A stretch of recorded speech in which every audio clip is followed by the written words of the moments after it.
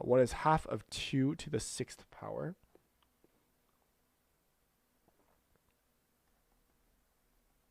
Half of 2 to the 6th power here.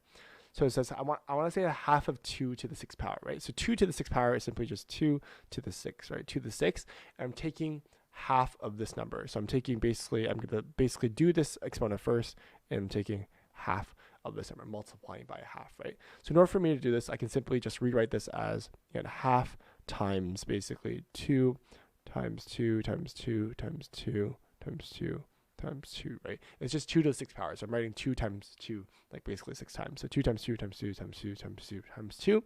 And then I just have to simplify, right? So again, half times 2 here is 1. So these two can cancel to 1. And then I have 2 times 2 times 2 times 2 times 2. And then now it's simply just 2 to the 5th power here, right? So again, 2 times 2 is 4.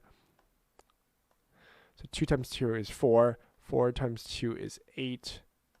4 times 2 would be 16. And finally, 16 times 2 would be 32 here. So 32 would be my correct answer for this solution here. And as you can see, simplified result is 32. So exactly the same solution here. Great solution, great explanation here.